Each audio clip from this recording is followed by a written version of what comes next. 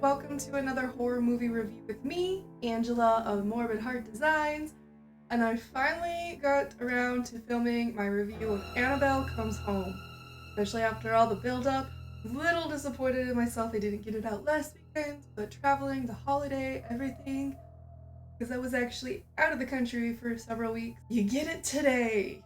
I will start off by saying I was kinda disappointed with this movie.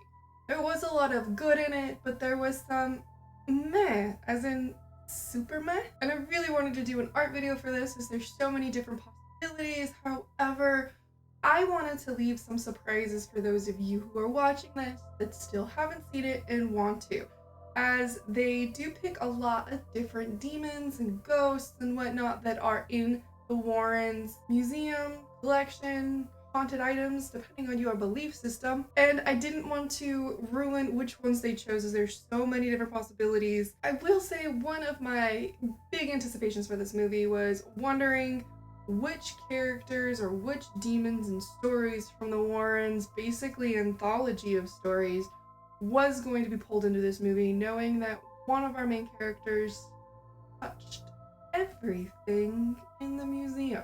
And that was definitely an element of the movie I did enjoy. The character designs, as far as those, were pretty awesome overall. There were a few, one in particular I was like, but most of them were really awesome for what we were able to. As far as the writing for this movie, I do feel that the suspense was well written and well maintained throughout the movie. I will say I was never scared. And there was absolutely no plot to this entire movie. So if you want a movie that is plot driven, it's probably not for you. If you like a movie full of jump scares and jump scare teases, then go see this one. It wasn't extremely gory. Like, I don't remember there really being any blood or gore. It was mainly jump scares. So I don't know why this was rated R. I don't get it. It definitely felt like it PG-13 instead of an R to me. And despite the well drawn out tension, suspense of the movie, there was no payoff. The story to me felt like it abruptly ended and there was no big payoff. Part of the issue with the writing as far as the plot is our characters had no real depth to play with the plot. And because of that, there was only one character that I actually felt anything for emotionally.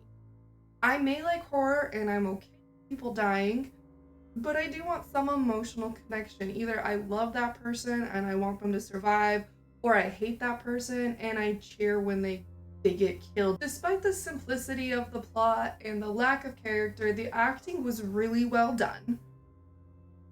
But I am disappointed that the Warrens were not actually part of this story. They were in the beginning and they were in the end. And I don't want to say my true feelings towards the end because I don't want to do a spoiler review.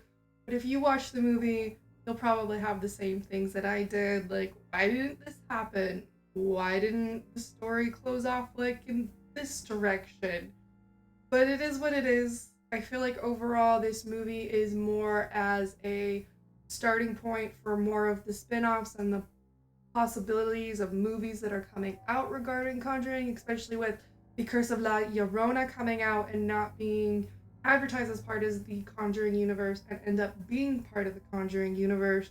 I feel like the whole point of this movie was just to bring in more movie-making opportunities with new characters and new demons.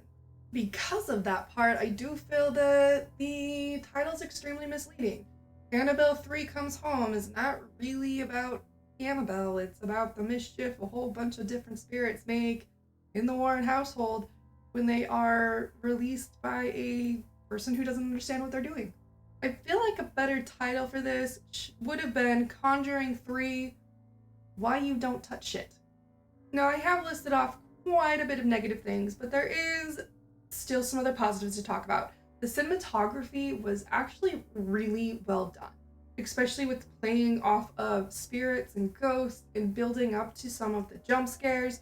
Is the camera would pan, we would see somebody, the main character who's the focus would be like, I think there's something behind me, but as the camera moves, they're gone. So they're really good with the editing, the timing, the cinematography was just brilliant in that regard. With all these positives and all these negatives, I do give it 3 Zombievers out of 5 because there was a lot of well done aspects of the movie. I do still enjoy the Conjuring universe. It does have me a little concerned about where they're going, especially with the nun and the Curse of La Llorona.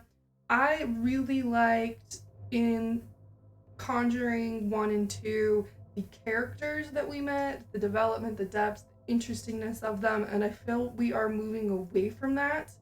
And it'll be interesting to see if the franchise will survive, if that's the route they're going. As you can tell with the 3, I'm not going to rank this too high on my list.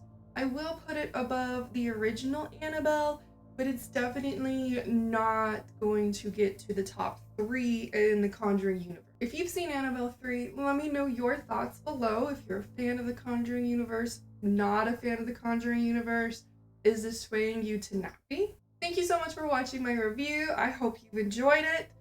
If you haven't subscribed, please do. I do art videos on Tuesdays, horror movie reviews on Thursdays, and sometimes those horror movie reviews are art videos. Make sure to follow my social media, and from my dark heart to yours, have a wonderful day. Please don't die before my next video.